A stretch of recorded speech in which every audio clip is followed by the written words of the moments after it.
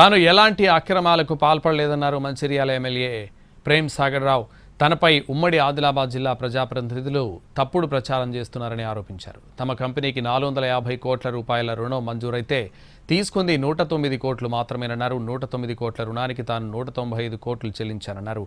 తనపై చేసిన ఆరోపణలకు ఆధారాలుంటే తీసుకురావాలని బహిరంగ చర్చకు సిద్ధమంటూ సవాల్ విసిరారు ఆయన. లోన్కు మేము సెక్యూరిటీ కింది ఛార్జ్ ఫైల్ చేస్తాం. మా అసెట్స్ మీద ఇంత లోన్ శాంక్షన్ చేసామని ఛార్జ్ క్రియేట్ అవుతుంది. ఎప్పుడైతే లోన్ పేమెంట్ చేసిన సందర్భంలో తీసుకున్న లోన్ కాకుండా తీసుకున్న లోను వాల్యూ ఉంటుంది. మేము ఛార్జ్ ఇచ్చినప్పుడు మొత్తానికి ఇచ్చినాం. వాడుకున్న లోను కట్టినాం మేము కాబట్టి ఛార్జ్ సాటిస్ఫాక్షన్ ఇచ్చేటప్పుడు మేము వాళ్ళకి ఏదైతే ఛార్జ్ చేసినామో ఆ ఛార్జ్ మొత్తానికి ఇవ్వాల్సి వస్తుంది. ఛార్జ్ సాటిస్ఫాక్షన్ ఇచ్చిన తర్వాత మన స్వైప్ అయిపోయి వేరే ఇన్స్టిట్యూషన్కి పోయింది లోన్ ఇవ్వాలి. ఇప్పుడు నేను చెప్పింది మీకు స్పష్టంగా 450 కోట్లు శాంక్షన్ అయింది బాబు.